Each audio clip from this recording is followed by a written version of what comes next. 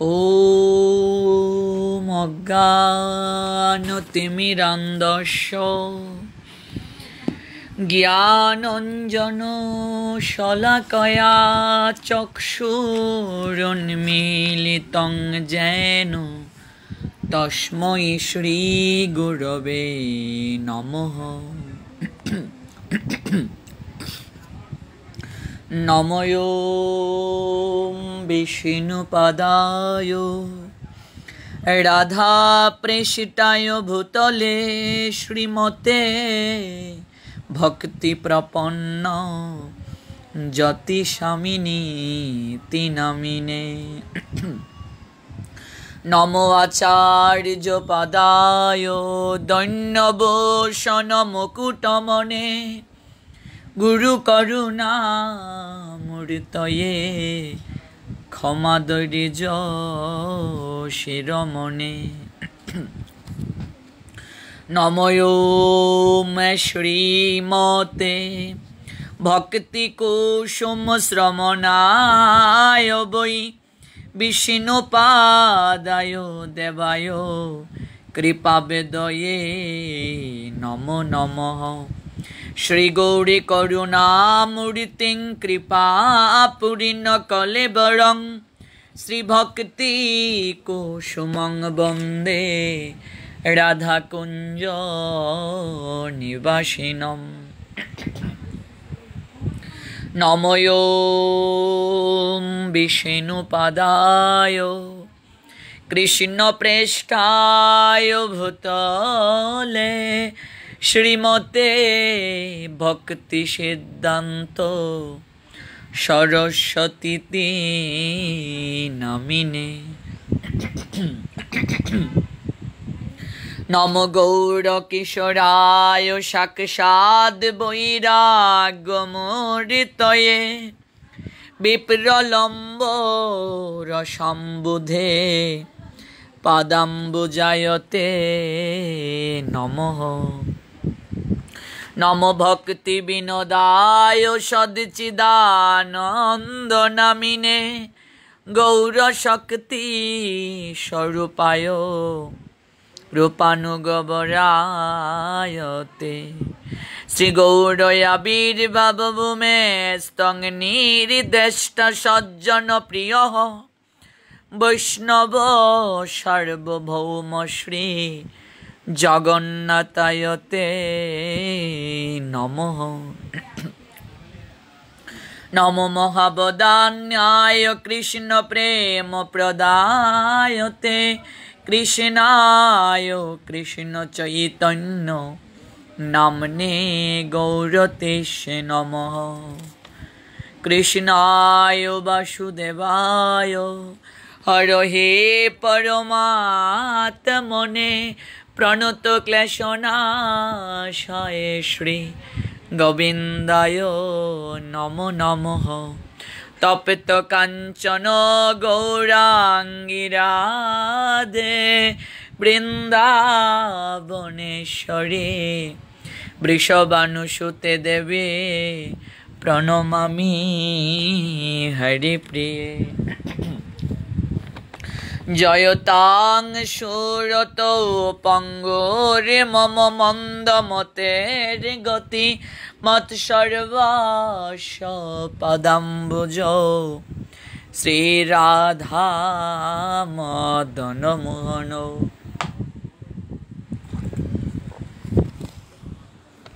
श्रीरूप श्री सनातन भट्ट रघुनाथ श्रीजीवी गोपाल भट्ट दास रघुनाथ এই ছয় গোসাইরি করি চরণ বন্দন যাহা হতে বিঘ্ন নাশ অবিষ্ট পূরণ। जय जय श्री कृष्ण चैतन्य दयाल प्रभु नित्यानंद श्री अद्वैत गदाधर श्रीवासादि श्री गौर भक्त वृंद। हरे कृष्ण कृष्ण कृष्ण हरे हरे हरे राम राम राम हरे हरे हरे कृष्ण कृष्ण कृष्ण हरे हरे हरे राम राम राम हरे हरे हरे कृष्ण कृष्ण कृष्ण हरे हरे हरे राम राम राम हरे हरे हरे कृष्ण कृष्ण कृष्ण हरे हरे हरे राम राम राम हरे हरे।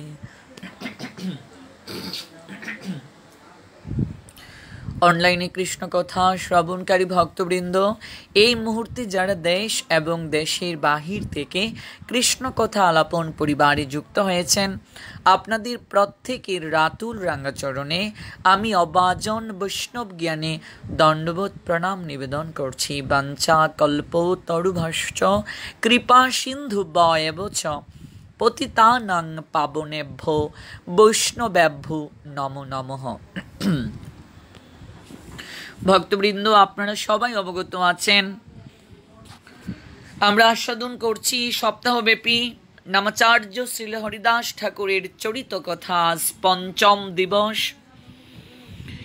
এই পঞ্চম পর্বে যারা অপ্রাকৃত কথামৃতে অবগাহিত হওয়ার জন্য যুক্ত হয়েছেন কিংবা যারা পরবর্তীতে যুক্ত হবেন, আপনাদের প্রত্যেককেই সাদর সম্ভাষণ নিবেদন করে গতকাল যে জায়গায় ভগবানের কথা এবং নামাচার্য শ্রীল হরিদাস ঠাকুরের চরিত কথা বিশ্রাম টেনেছি, আজ সেই জায়গা থেকে পুনরায় শ্রবণ করব।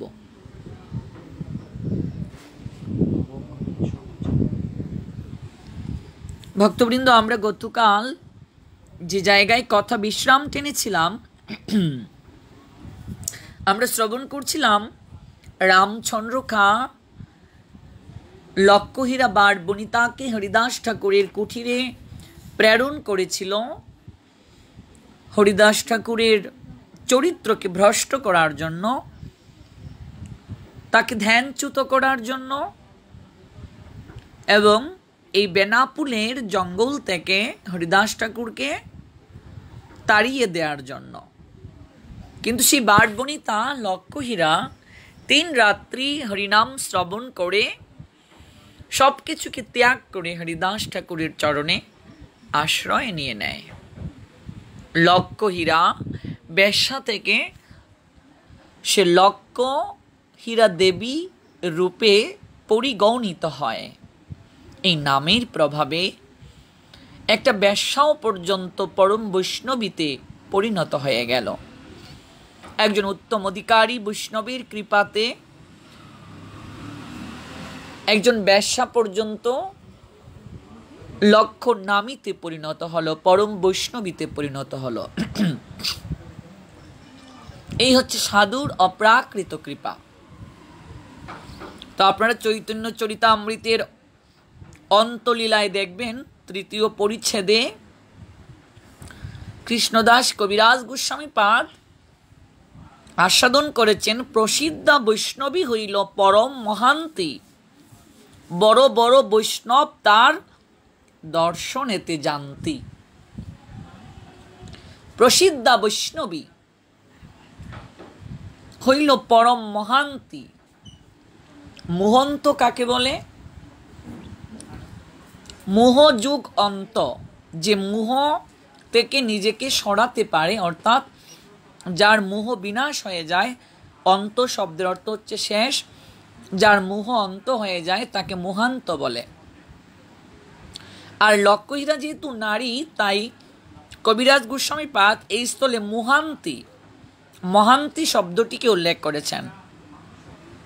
প্রসিদ্ধা বৈষ্ণবী হইল পরম মহান্তি,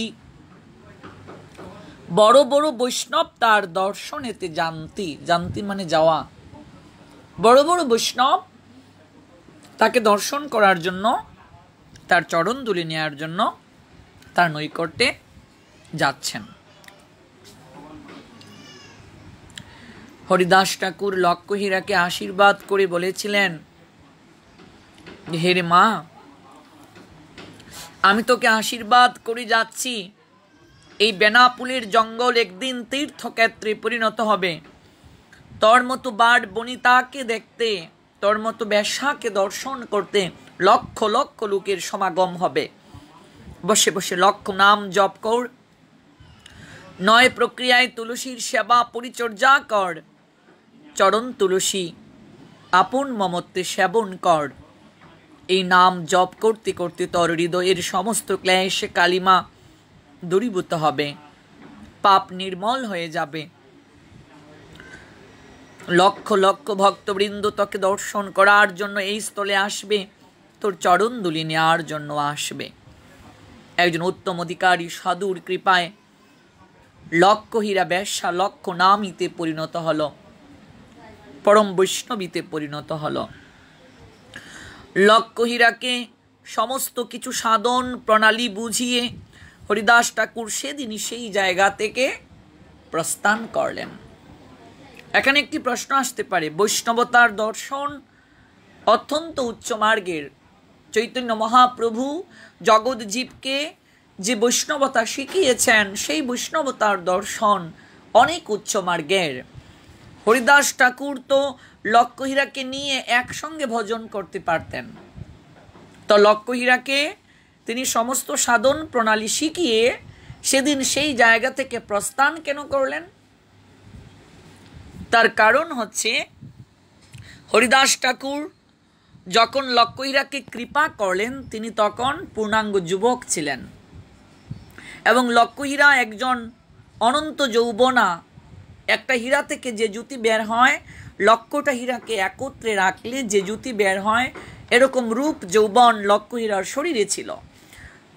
কত রাজা মহারাজা তাকে দেখলে পাগল হয়ে যেত, উন্মাদ হয়ে যেত। সেই লক্ষ্মীহীরাকে কৃপা করে হরিদাস ঠাকুর সেই জায়গা থেকে চলে গেলেন এই জন্যই, কারণ শ্বেত বস্ত্রে খুব সহজে দাগ লেগে যায়। এখনকার সময়ে আমরা দেখতে পাই অনেকেই সংসার ত্যাগ করে মাতাজিকে নিয়ে ভজন করেন। বিভিন্ন আক্রাতে আমরা এই বিষয়গুলোকে দেখতে পাই, যে বা এক সময় ছিল যে বাবাজির সঙ্গে মাইজি থাকতে হবে, মাইজি ছাড়া কখনো ভজন হয় না। বিষয়টা যদি এরকম হতো, বৈষ্ণবতা যদি মাতাজিকে নিয়ে ভজন করার, বিশেষ করে সংসার ত্যাগী যারা, সংসারে যারা আছে তাদের কথা আলাদা, কৃষ্ণকেন্দ্রিক সংসার করছে, কিন্তু যারা সংসার ত্যাগ করে এসেছে, সন্ন্যাস নিয়ে এসেছে, ব্যাগটা কিন্তু সন্ন্যাস, ব্যাগ নেওয়া মানে সন্ন্যাস নেওয়া।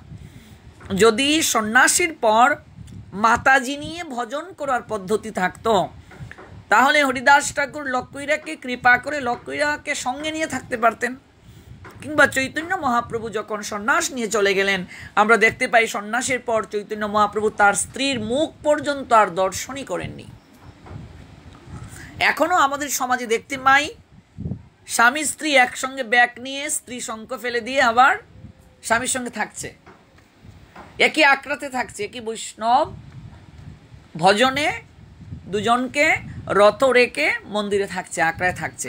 এটা সম্পূর্ণ সহজিয়া প্রকৃতি। গৌরহরি সেই পদ্ধতিকে সমর্থন করেননি। এমনকি মহাপ্রভু তাদের হাতে অন্ন জল গ্রহণ করতে পর্যন্ত নিষেধ করেছেন। তাদের স্পর্শ কোনো কিছু গ্রহণ করলে ভক্তি নাশ হয়ে যাবে। বাবাজির সঙ্গে মাইজি থেকে ভজন করতে হবে। এখনো বিভিন্ন জায়গায় এই প্রথাটা প্রচলিত আছে যে বাবাজির সঙ্গে মাইজি থাকতে হবে, এরকম না থাকলে হয় না। বিভিন্ন কীর্তনে আমরা বাবাজি মাইজিকে নিয়ে আসি, তারা এসে মহাপ্রভুর ঘট বসায়। ওরা হচ্ছে 13টা অপসম্প্রদায়ের মাঝে একটা অপসম্প্রদায় ভেকি, ভেকি বলে ওদেরকে। কাজেই সন্ন্যাসীর পর কখনো স্ত্রীর সঙ্গ করা যাবে না। তাছাড়া বৈষ্ণব হয়ে গেলেই স্ত্রী সঙ্গ নিষেধ, অর্থাৎ সন্ন্যাসীর পর স্ত্রী সঙ্গ করা যাবে না। চৈতন্য চরিতামৃতে স্পষ্টভাবে লেখা আছে স্ত্রী সঙ্গী আরেক অসাধু। কাজেই এটা সম্পূর্ণভাবে নিষিদ্ধ। কিন্তু একজন বাবাজির 2-3 পর্যন্ত মাইজি আছে, বিভিন্ন জায়গায় এরকম আমরা দেখতে পাই। এই যে বৈষ্ণবতাটাকে সহজিয়া পন্থায় নিয়ে আসা।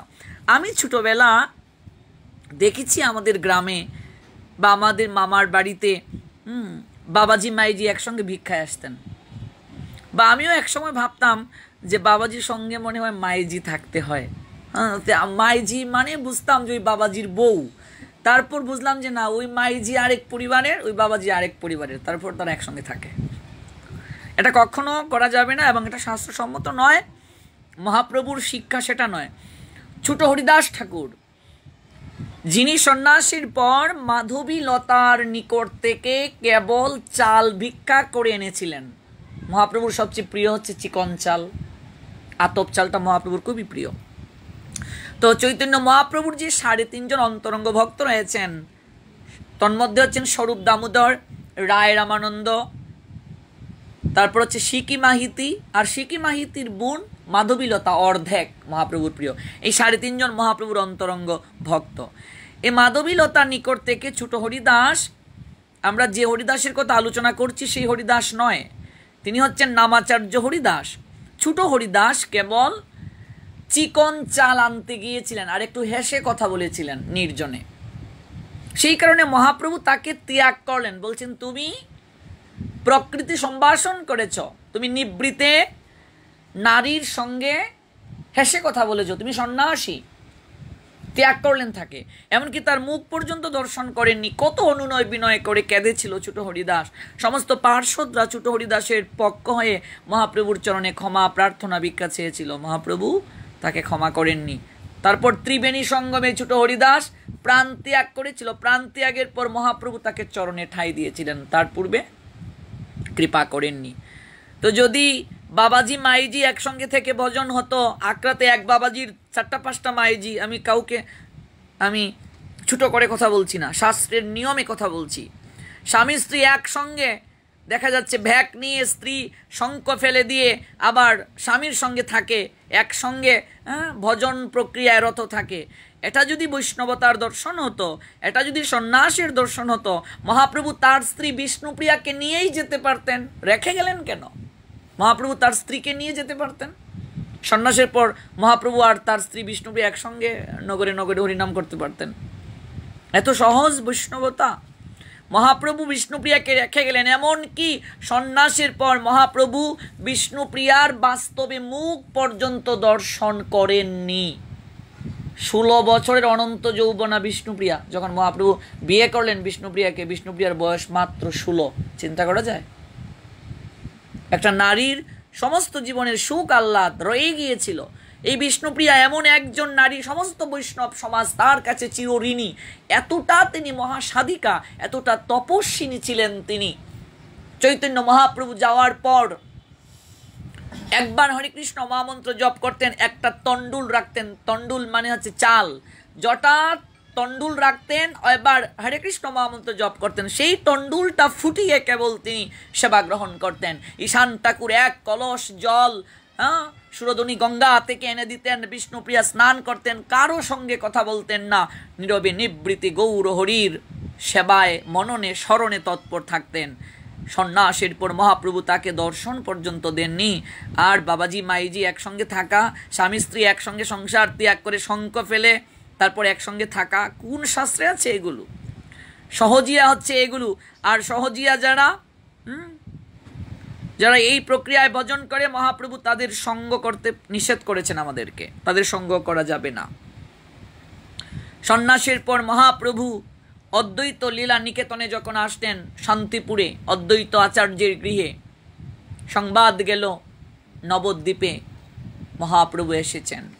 শচীমায়ের কাছে যখন সংবাদ গেল, শচীমা আনন্দে আত্মহারা, বিষ্ণুপ্রিয়াকে বলছেন, প্রিয়া আমার নিমাই ফিরে এসেছে, প্রিয়া তুমি প্রস্তুত হয়ে নাও, আমরা শান্তিপুরে যাত্রা করব। প্রিয়াজির আনন্দের অন্ত নেই। আপন মনে নিজেকে সাজিয়ে তুললেন, গৌর এসেছে, এতদিন পর তিনি দর্শন করতে যাবেন। কিন্তু শ্রীবাস বললেন, বধূমাতা, বিষ্ণুপ্রিয়ার যাওয়ার অনুমতি নেই। আকাশ থেকে যেন মৃত্তিকায় ভুলুণ্ঠিত হলেন, প্রিয়াজি আমার, সবার যাওয়ার অনুমতি আছে, আমার যাওয়ার অনুমতি নেই। শ্রীমতী রাধারানী থেকেও বিষ্ণুপ্রিয়ার বিরহ আরো অধিক। রাধারানী তো সমাজের কাছে কলঙ্কিনী হয়ে কৃষ্ণ দর্শনে যেতে পারতেন, কিন্তু বিষ্ণুপ্রিয়া তিনি যদি চলে যান, গৌর হরির নামে কলঙ্ক রটবে। আর সংসার ত্যাগ করে শঙ্খ ফেলে আবার স্বামীর সঙ্গে একসঙ্গে থেকে আক্রাতে ভজন, এক বাবাজির 4-5টা মায়েজি, কোন শাস্ত্রে আছে এই ভজনগুলো? এই কথাগুলো আমরা বলি বলেই তো এক শ্রেণীর লোক আমাদেরকে ভালোবাসে না, কারণ সত্য কথা বললে আমাদের বুকে ঘা দেয়। সত্য তেতু হলেও এটাই মানতে হবে, এটাই গৌর হরির দর্শন, বৈষ্ণবতা। গৌর হরির দর্শন এত সহজ নয়। বিষ্ণুপ্রিয়ার দুচোখ বেয়ে জল ঝরতে শুরু করলো। সচিমা বধূমাতার কষ্ট দেখে বলছেন, প্রিয়ার যদি যাওয়ার অনুমতি না থাকে আমিও যাব না। আমি এতদিন পর আমার ছেলেকে দেখতে যাব, আমি যতটুকু না তার জন্য ক্রন্দন করি, প্রিয়াও তো তার চেয়ে কম ক্রন্দন করে না। কম তার কষ্ট নয়, বরং আমার চেয়ে তার কষ্টটা অনেক বেশি। আমি তো কিছুদিন হলেও স্বামী সংসার করেছি, স্বামী সুখ গ্রহণ করেছি, কিন্তু বিষ্ণুপ্রিয়ার সে তো সারা জীবনে স্বামী সংসার সুখ কিছুই তার কপালে জুটল না। যদি প্রিয়ার যাওয়ার অনুমতি না থাকে আমিও যাব না। সচিমা বললেন। বিষ্ণুপ্রিয়া সচিমাকে প্রণাম দিয়ে বলছেন, মাতা, আপনি কেন যাবেন না? আপনি কেন যাবেন না? আপনি আপনার পুত্রকে দর্শন করতে যান, আমার জন্য ভাববেন না। মাতা, আমি আপনার চোখ দ্বারাই গৌরকে দর্শন করব। আপনি যখন দর্শন করবেন, আপনি গৃহে ফিরে আসলে আপনার চোখের দিকে যখন তাকাবো, তখনই আমার গৌর দর্শন হবে। আপনি যান মাতা। বিষ্ণুপ্রিয়া নিজে প্রস্তুতি পর্বে আসীন করে সচিমাকে পাঠালেন অদ্বৈত লীলা নিকেতনে শান্তিপুরে। প্রিয়াজি নিজে গেলেন না। কতটা কষ্ট চিন্তা করে দেখুন। শান্তিপুর থেকে নবদ্বীপ বেশি দূরে নয়, মাত্র কয়েক কিলোমিটার। শান্তিপুর থেকে নবদ্বীপ বেশি দূরে নয়, মাত্র কয়েক কিলোমিটার। এতটা কাছে মহাপ্রভু আসলেন, লক্ষ লক্ষ ভক্ত মহাপ্রভুকে দর্শন করতে গেলেন, অথচ মহাপ্রভুর স্ত্রী বিষ্ণুপ্রিয়া, যিনি জগতের মা, জগৎ মাতা বিষ্ণুপ্রিয়ার যাওয়ার অনুমতি হলো না। এর চেয়ে কি বড় বিরহ আর হতে পারে? এর চেয়ে কি আর কোনো কষ্ট হতে পারে? এই জন্য তো বিষ্ণুপ্রিয়াকে বলা হয় মহা তপস্বিনী, সমস্ত জগতের মা তিনি।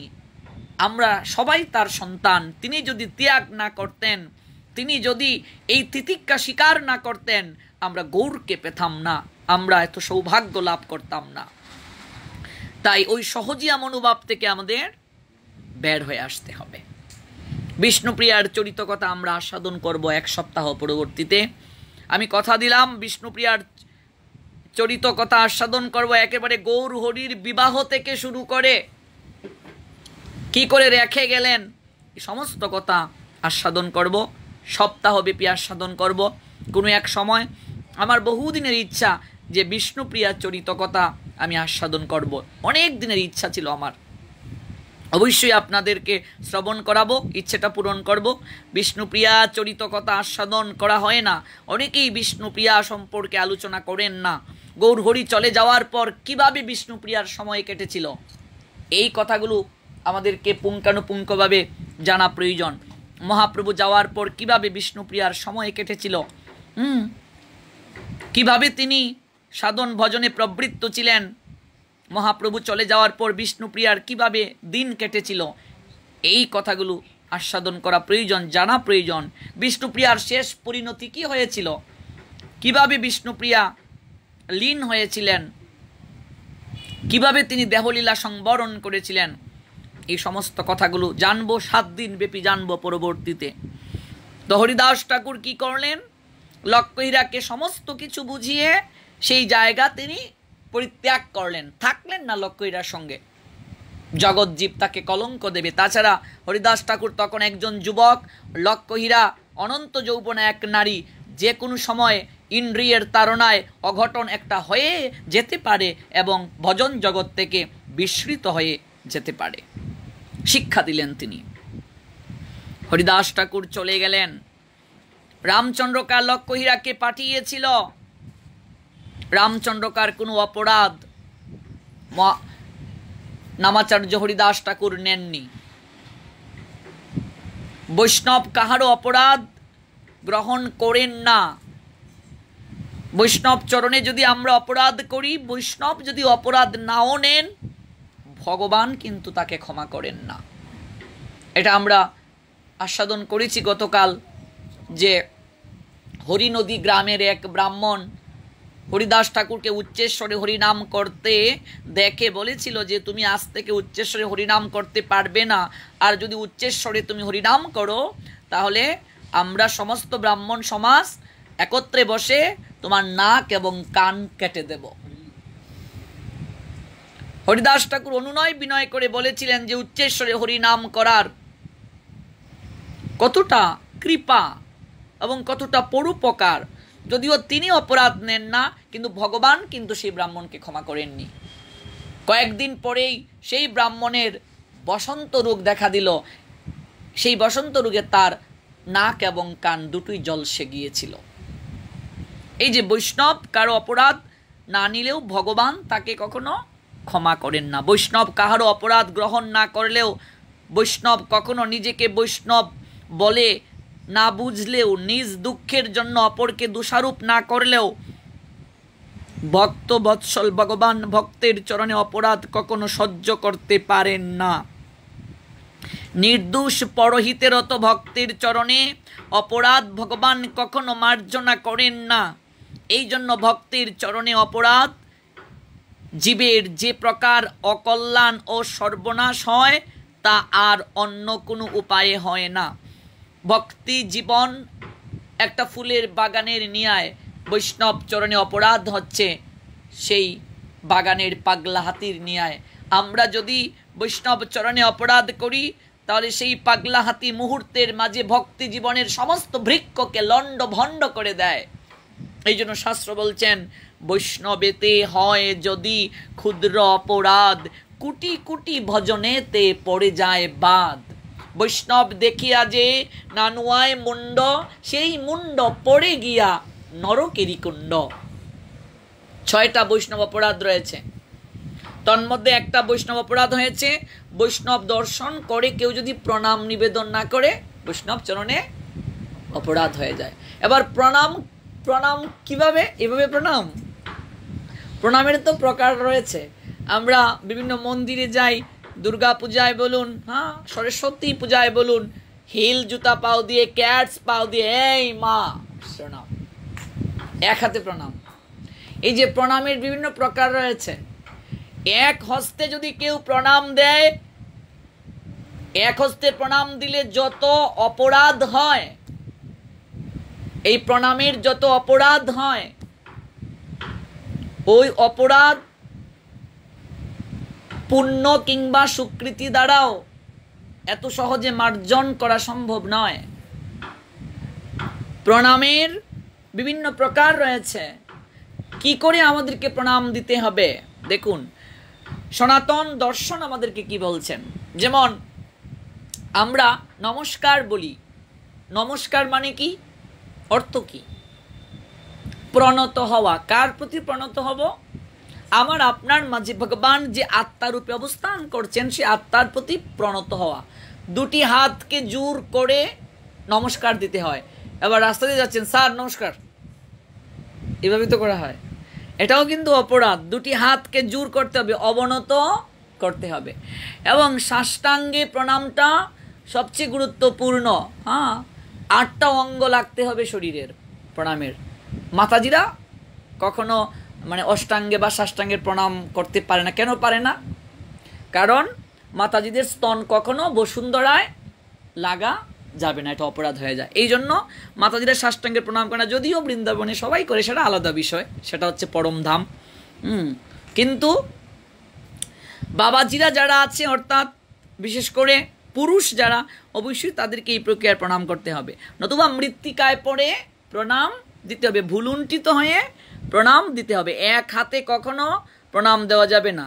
কারণ আমরা মন্দিরে গিয়ে 5 টাকা ঠাকুরকে দক্ষিণা দেব, এবার বেনিটি ব্যাগ থেকে 5 টাকা আমরা বের করলাম, এইভাবে টাকাটাকে প্রণাম দিয়ে দিই, এরকম আমরা বক্সের মধ্যে দিয়ে দিই। তো এই যে প্রণামটা পর্যন্ত আমরা করতে পারি না। কিভাবে প্রণাম করতে হয়, কোন প্রক্রিয়ায় প্রণাম করতে হয়, গুরুদেবকে কিভাবে প্রণাম করতে হয়, ভগবানকে কি করে প্রণাম করতে হয়, দেবদেবীকে কিভাবে প্রণাম করতে হয়, পিতামাতাকে কি করে প্রণাম দিতে হয়, বৈষ্ণবকে কি করে প্রণাম দিতে হয়, আলাদা আলাদা ক্লাসিফিকেশন আছে, এগুলো আমরা জানি না। কিভাবে প্রণাম করলে কোন অ্যাডভান্টেজ অ্যাচিভড হয়, এগুলো আমরা জানি না। এই জন্য মনে রাখতে হবে, গুরুদেব এবং বৈষ্ণবকে, পিতামাতাকে সোজাসুজি প্রণাম দিতে হবে। জন্মদাতা পিতামাতা, দীক্ষা গুরু এবং কৃষ্ণ ভক্ত ব্যতীত আর কারো চরণ ধরে প্রণাম দেওয়া যাবে না।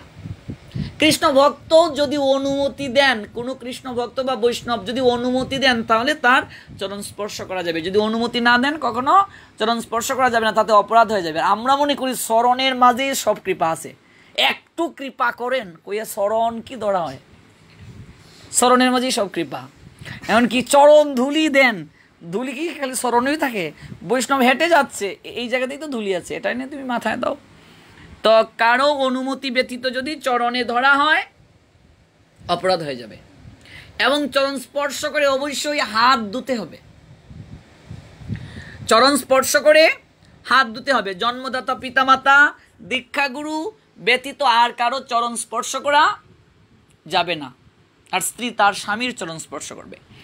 এবার মনে করুন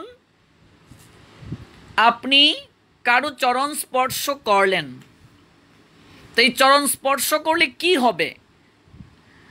কারো যদি চরণ স্পর্শ করা হয়, তাহলে তার মাঝে যে ভালো গুণগুলো আছে এবং খারাপ গুণগুলো আছে, দুটোই আপনার মাঝে ট্রান্সফার হয়ে যাবে। এবার আমরা কি জানি কারো মাঝে ভালো গুণ খারাপ গুণ, কতটুকু ভালো আছে কতটুকু খারাপ আছে, তা তো জানি না। তো জানি না বলে আমরা চরণ স্পর্শ করব না, এগুলো ট্রান্সফার হয়ে যাবে। এবং আরেকটা বিষয়, স্পর্শ দোষ হতে পারে। স্পর্শ দোষ মেডিকেল সায়েন্সও বলছে, স্পর্শ দোষে ভেরিয়াস ডিজিজ অ্যাটেক্ট ইউ, নানা প্রকার রোগ তোমাকে অ্যাটেক্ট করতে পারে। এই যে আমরা এখন করোনা ভাইরাসের কারণে ফিজিক্যালি ডিস্টেন্স বজায় রাখি, বৈষ্ণবতার দর্শনটাই তো হচ্ছে ফিজিক্যালি ডিস্টেন্স মানো। বৈষ্ণবতা মানেই ফিজিক্যালি ডিস্টেন্স। সাধু ভক্ত বৈষ্ণবদের আলাদা পোশাক, ওরা কারো পোশাক পরিধান করে না। যে জায়গায় ঘুমায় দেখবেন ভক্ত বৈষ্ণবরা, তাদের বেড কভার, বালিশ, সমস্ত কিছু আলাদা, থালা আলাদা।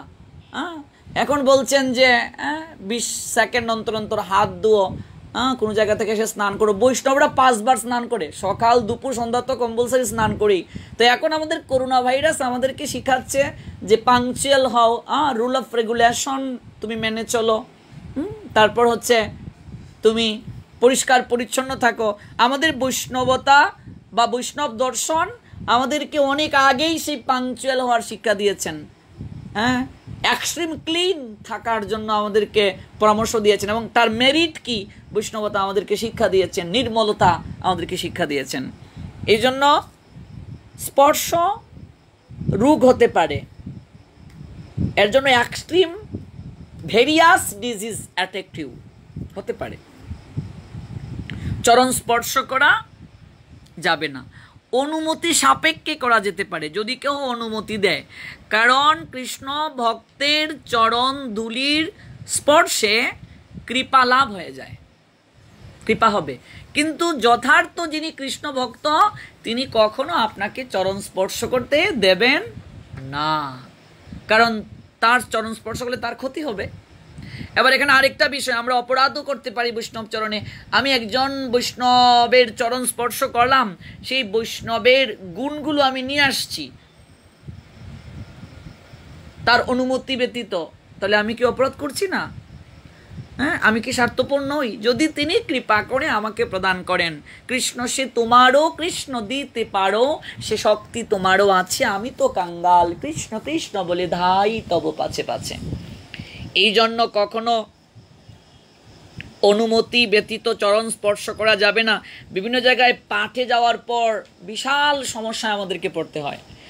আসন থেকে নামার পর হাঁটা যায় না, চরণ ধরাধরি নিয়ে, মনে হচ্ছে সমস্ত কৃপা চরণের মাঝে পড়ে আছে। আমরা দেখতে পাই গুরুদেব, সাধু ভক্ত বৈষ্ণব যদি কারো গৃহে আসে, বাবা গোসাই একটু কৃপা করবেন, হ্যাঁ গুরুদেব একটু কৃপা করবেন, প্রভুজি একটু কৃপা করবেন। কৃপা শব্দের অর্থ কি? কৃপা শব্দের অর্থ হচ্ছে কাজ করে পাওয়া। এবার আমি কাজ করলাম না, কি কৃপা হবে?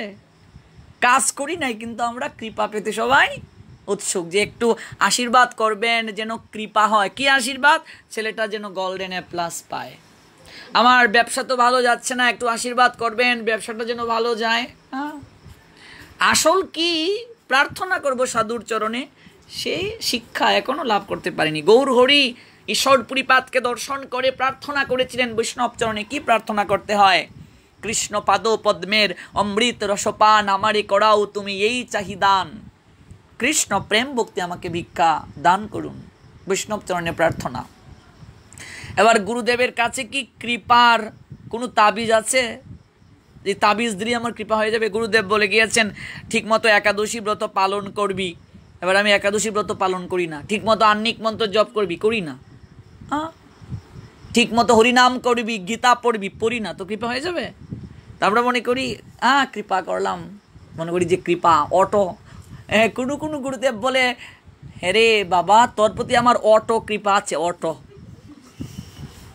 কৃপা আছে, অটো অটো কৃপা থাকার পরেও শিষ্যের কোনো কল্যাণ হচ্ছে না। বাবা গোসাই আপনার অটো কৃপা আমার প্রতি, এরপর আমার কোনো কল্যাণ নেই কেন?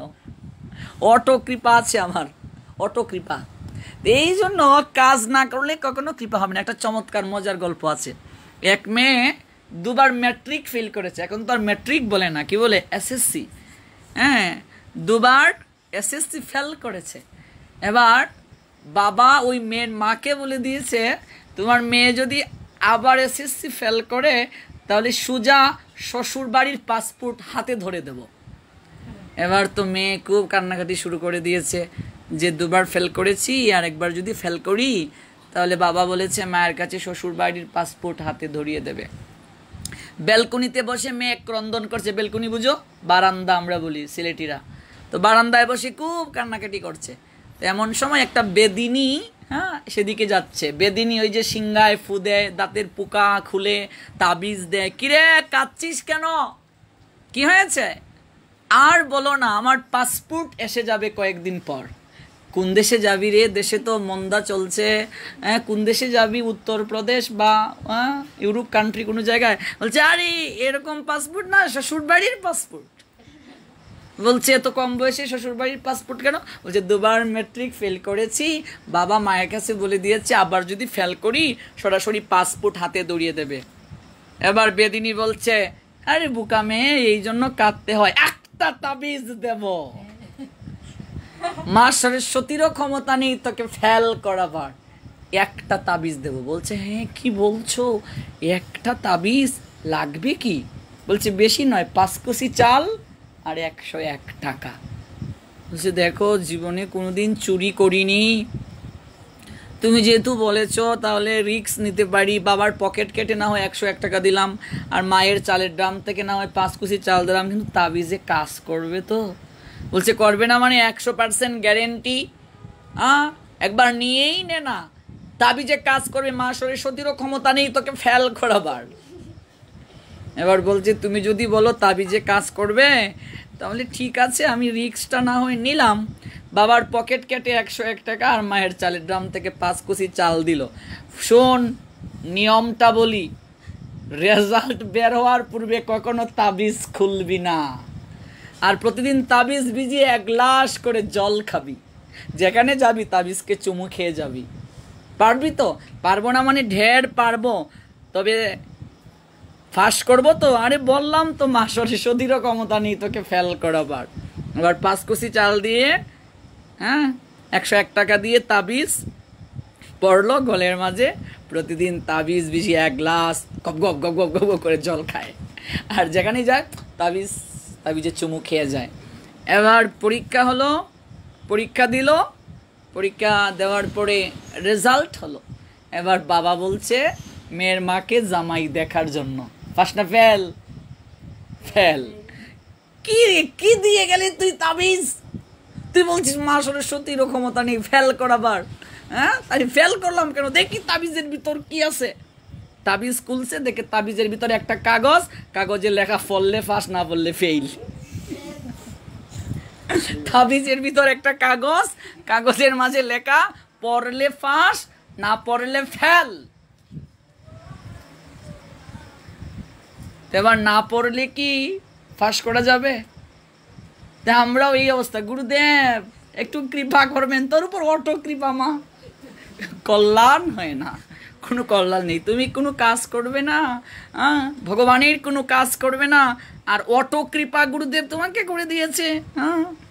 তো এই যে পড়লে ফাঁস, না পড়লে ফেল। তাবিজ খুললো, তাবিজের ভিতরে কাগজ, কাগজে লেখা পড়লে ফাঁস, না পড়লে ফেল। কি করলে রে? 5 কুচি চালের চালও নিলে, 101 টাকাও নিলে, আর তাবিজের ভিতরে কাগজে লিখা দিলে পড়লে ফাঁস, না পড়লে ফেল। এটা তো আমিই জানি, পড়লে ফাঁস, না পড়লে ফেল। এটা দিয়ে আমি তাবিজ দিয়ে কি করব? তা আমরা এই অবস্থায় আছি যে প্রভুজি একটু কৃপা করবেন, বাবা গোসাই একটু কৃপা করবেন, হ্যাঁ গুরুদেব একটু কৃপা করবেন, গোসাই একটু কৃপা করবেন। তো কৃপা তো আর গাছে ধরে না। এই জন্য কাজ না করলে কখনো কৃপা পাওয়া যাবে না, কাজ করতে হবে। এই সংসারে কাজ না করলে কখনো কৃপা হবে না। একবার ভেবে দেখুন, পশু দিন থেকে রাত পর্যন্ত কি করে? খাদ্যের অন্বেষণ করে। তার কি আর কোনো কাজ আছে? কোনো কাজ নেই। কেবল দিন থেকে রাত খাদ্যের অন্বেষণে রত থাকে। একটা মানুষও যদি দিন থেকে রাত পর্যন্ত কেবলমাত্র খাদ্যের অন্বেষণে রত থাকে, কেমন করে সে ভালো থাকবে? উদর পূর্তির জন্য যদি সে রত থাকে, তাহলে সে আর পশুর মাঝে পার্থক্যটা কোথায় থাকলো? একটা মানুষ আর পশুর মাঝে পার্থক্যটা কোথায়? একটা পশু 4টা কার্য করে, মানুষও 4টা কার্য করে। আহার গ্রহণ করে, মানুষ করে, পশু করে। নিদ্রা যায় অর্থাৎ ঘুমায়, মানুষও ঘুমায়, পশু ঘুমায়। ভয়, মৃত্যু ভয় মানুষেরও আছে, পশুরও আছে। যে কোনো সময় মরে যাব, এই জায়গা থেকে উঠতে পারবো কিনা গ্যারেন্টি নেই। আমার বলো হরি হরিবল হয়ে যেতে পারে। বাসায় যেতে পারবো কিনা গ্যারেন্টি নেই, অ্যাক্সিডেন্টে পা একটা ভেঙে যেতে পারে। তো মৃত্যু ভয়, যে কোনো সময় মরে যাব, এই ভয়টা কাজ করছে। মৃত্যু নামক চুরাক্কস কখন ঠুকরে দেবে, মৃত্যু নামক কালো সর্প কখন ছুবল দেবে, সেই দংশনে আমরা ঢলে পড়ব, সর্বদা ভয় পাচ্ছি। মৈথুন কার্য অর্থাৎ বংশবিস্তার মানুষ করে, পশুও করে। তো মানুষ আর পশুর মাঝে পার্থক্যটা কোথায় থাকলো? একটা জায়গাতেই মানুষ আর পশুর মাঝে পার্থক্য, সেই জায়গাটা হচ্ছে পশুর বিবেক নাই, মানুষের বিবেক আছে, মনুষ্যত্ববোধ আছে। এই বিবেকটা কেন দিয়েছেন ভগবান? ওই বিবেকটাকে কাজে লাগিয়ে মনুষ্য জীবনটা কেন আমরা ধারণ করেছি?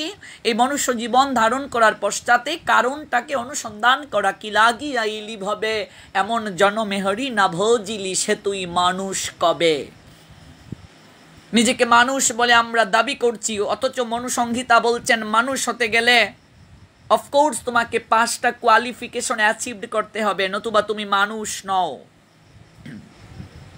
মানুষ হতে গেলে 5টা যোগ্যতা থাকতে হবে আমাদেরকে। আর সেই প্রথমটাই হচ্ছে মনুষ্যত্ববোধ আমাদের থাকতে হবে। মানুষ প্রাণপণ চেষ্টাতেই মানুষ হতে পারে, তার মাঝে যদি মনুষ্যত্ববোধ না থাকে সে কখনো মানুষ নয়।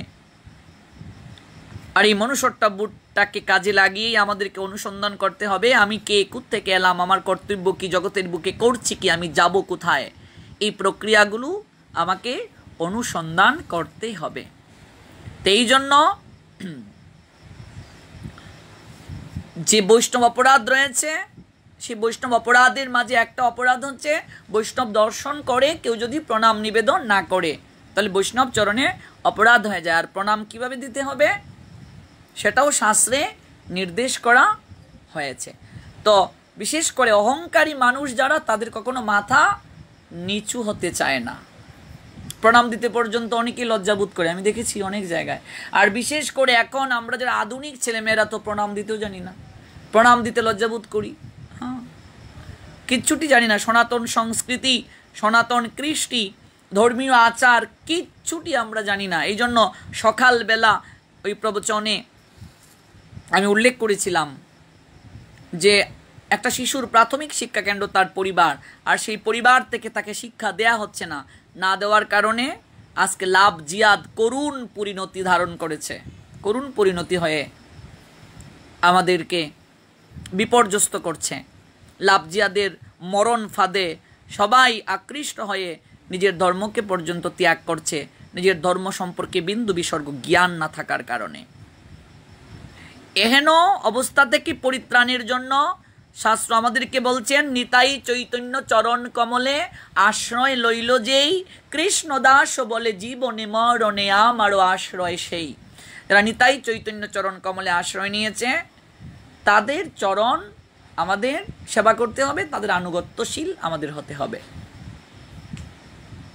ইহারে করিয়া জয় ছাড়া নুনা যায়, সাধু কৃপা বিনা নাহিক উপায়। একজন প্রকৃত সাধুই কেবল পারে আমাদের প্রকৃত স্বরূপটাকে উন্মোচন করিয়ে দিতে। আর সেই সাধু কিংবা বৈষ্ণবের চরণে যদি কেউ অপরাধ করে তাহলে ভগবান কখনো তাকে ক্ষমা করেন না। হরিদাস ঠাকুর যদিও রামচন্দ্রকার অপরাধ নেননি, তথাপি ভগবান তাকে কঠিন শাস্তি দিয়েছিলেন। সেই শাস্তিটা কি আমরা দেখতে পাই। বেশ্যা প্রথমে পাইক নিতে ইচ্ছে করল না, একবার তার সঙ্গে পাইক লওয়া সমীচীন হবে বুঝানো হলো। সেই বারবনিতা লক্ষ্মীরা কিংবা লক্ষ্মীরা বেশ্যা রাত্রিকালে সুন্দরভাবে সজ্জিতা হয়ে হরিদাস ঠাকুরের কুটিরে এসে উপনীত হয়েছিল এবং 3 রাত্রি হরিনাম শ্রবণ করে সে মহা বৈষ্ণবীতে পরিণত হয়ে গিয়েছিল। লক্ষ্মীহীরাকে সাধন ভজনের প্রণালী শিখিয়ে হরিদাস ঠাকুর সেই জায়গা ত্যাগ করেছিলেন। হরিদাস ঠাকুরের চরণে অপরাধ করার কারণে রামচন্দ্রকার অনেক ক্ষতি সাধিত হয়েছিল। সেই ক্ষতিটা কি? ভক্তের চরণে অপরাধী জীবের যে প্রকার অকল্যাণ ও সর্বনাশ হয় তা অন্য কোনো উপায়ে হয় না। বৈষ্ণব অপরাধের ফল কখনো সঙ্গে সঙ্গে লাভ হয়, আবার কখনো বা বিলম্বে লাভ হয়। হরিদাস ঠাকুরের প্রতি বিদ্বেষ করার কারণে জমিদার রামচন্দ্রকার যে অপরাধ বীজ হৃদয় মাঝে রোপণ হয়েছিল তা বৃক্ষ রূপে পরিগণিত হয়েছিল। সেই বৃক্ষরূপে পরিণত হয়ে ফল প্রদান করে যখন নিত্যানন্দ প্রভু পতিত উদ্ধারণ লীলায় তার পার্ষদগণ সহ রামচন্দ্র খানের বাড়িতে এসে উপনীত হয়েছিলেন, সর্ব অন্তর্যামী নিত্যানন্দ প্রভু রামচন্দ্র খানের অপরাধ পূর্বেই জানতে পেরে রামচন্দ্র কাকে দণ্ড দেওয়ার জন্য ক্রুদ্ধ হয়ে তার বাড়িতে এসেছিলেন। নিত্যানন্দ প্রভু সমগ্র পার্ষদদেরকে নিয়ে তিনি কি করলেন? তিনি রামচন্দ্রকার বাড়িতে এসেছিলেন। যে পতিত পাবন নিত্যানন্দ প্রভু পাপী তাপী উঁচু নিচ সকলকেই কৃপা করেন, প্রেম প্রদান করেন, জগাই মাধাইয়ের ন্যায় মহাপাপিষ্টকে উদ্ধার করেন। ভক্তির চরণে অপরাধ হেতু তার ক্রোধ প্রকটিত হয়েছিল। হরিদাস ঠাকুরের চরণে অপরাধ হেতু রামচন্দ্রকা অসুরের ন্যায় স্বভাব বিশিষ্ট হয়ে পড়ায় নিত্যানন্দ প্রভু ও তার পার্ষদগণকে মর্যাদা দিতে পারল না। নিত্যানন্দ প্রভু পার্ষদদেরকে নিয়ে রামচন্দ্রকার গৃহে অতিথি হলেন। যেহেতু রামচন্দ্রকা প্রথম থেকেই সাধু বিদ্বেষী ছিল, হরিদাস ঠাকুরকে জ্যান্ত পুড়িয়ে মারার অভিসন্ধি করেছিল। ব্যর্থ যখন হলো, একটা বেশ্যাকে পাঠালো যে তুমি হরিদাস ঠাকুরের সঙ্গে দেহ সঙ্গম করে তার ভজন বিচ্যুত করো, তার কলঙ্ক সমাজের বুকে রটিয়ে দাও। সেই বেশ্যা পর্যন্ত বৈষ্ণবী হয়ে গেল সাধুর সংস্পর্শে। কোনো কিছু দ্বারাই যখন রামচন্দ্রকা হরিদাস ঠাকুরকে টলাতে পারেনি, হরিদাস ঠাকুর নিজেই সেই জায়গা থেকে চলে গেলেন। রামচন্দ্রকার অপরাধ যেন বৃদ্ধি না হয়। দেখুন হরিদাস ঠাকুর কতটা কৃপাময়। উনি ভাবলেন আমি এই জায়গায় যত বেশি থাকবো তত বেশি রামচন্দ্রকে আরও বেশি অপরাধ করবে, তাই আমি এই জায়গা থেকে চলে যাই। কতটা কৃপাময় তিনি। আমরা দেখতে পাই চৈতন্য মহাপ্রভু পুরীতে অর্থাৎ নীলাচলে অবস্থানকালে একটা ছোট্ট বালককে খুবই স্নেহ করতেন, তাকে খুবই ভালোবাসতেন। সেই বালকটা ছিল একটা বিধবার ছেলে।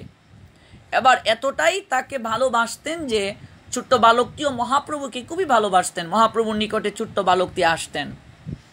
এবার মহাপ্রভুকে একজন বলছেন, প্রভু তুমি এই যে বালকটাকে স্নেহ করো, অনেক লোক সন্দেহ করবে তুমি এই বালকটাকে কেন স্নেহ করো, কারণ তার মা বিধবা এবং অল্প বয়সে বিধবা হয়েছে, অধিক সুন্দরী। সবাই ভাববে ছেলেটি যেহেতু তোমাকে এত ভালোবাসে, নিশ্চয়ই তার মায়ের সঙ্গে তোমার কোনো সম্পর্ক রয়েছে। এই জন্য মহাপ্রভু ছেলেটাকে পর্যন্ত তার কাছে আসতে বাধা প্রদান করলেন। এবার ছেলেটার তো কোনো অপরাধ নেই। সমাজ যখন মহাপ্রভুকে নিন্দা করে অপরাধ করবে, সমাজের লোকেরা যেন অপরাধী না হয়, এই জন্য ছেলেটাকে পর্যন্ত মহাপ্রভু নিষেধ করে দিলেন না আসতে। এই জন্য হরিদাস ঠাকুর তিনি কি করলেন, চলে গেলেন সেই জায়গা থেকে। এই জন্যই চলে গেলেন কারণ রামচন্দ্র খা যেন আর অপরাধ না করে। নিত্যানন্দ প্রভু অধিক কৃপাময়, অপাত্রে পাত্রে কৃষ্ণ প্রেম দান করলেন। কোনো বিচার বিশ্লেষণ তিনি করেননি, পাত্র অপাত্র বিচার বিশ্লেষণ করেননি। জগাই মাদাইয়ের মতো মহাপাপিষ্টকেও তিনি কৃপা করেছিলেন। সেই নিত্যানন্দ প্রভু পার্ষদগণকে নিয়ে রামচন্দ্রকার গৃহে অতিথি হয়ে আসলেন, জমিদারের গৃহে আসলেন নিত্যানন্দ প্রভু এবং পার্ষদগণ। রামচন্দ্রকা নিত্যানন্দ প্রভু এবং পার্ষদদেরকে কোনো যথাযোগ্য মর্যাদা প্রদান করলেন না, তাদেরকে থাকার জায়গা গোয়াল গড়ে দিলেন। থাকার জায়গা কোন জায়গা দিলেন? গোয়াল গড়ে।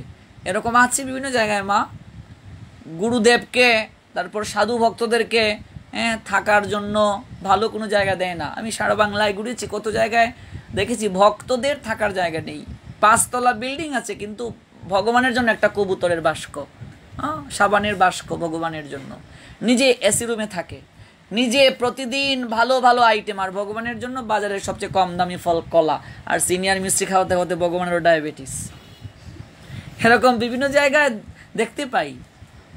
এত বড় জমিদার আর নিত্যানন্দ প্রভুকে তার পার্শ্বদেরকে থাকতে দিল একটা গোয়ালগড়ে জায়গা দিয়েছে। চিন্তা করলেন কতটুকু অপমান করেছে। গোয়ালগড়ে থাকার জায়গা দেয়া হলো, বললেন এই স্থান তাহার যোগ্য নয়, কাজে গোয়ালগড়েই সে থাকুক। নিত্যানন্দ প্রভু রামচন্দ্রকার এহেন আচরণে অবাক হয়ে গেলেন।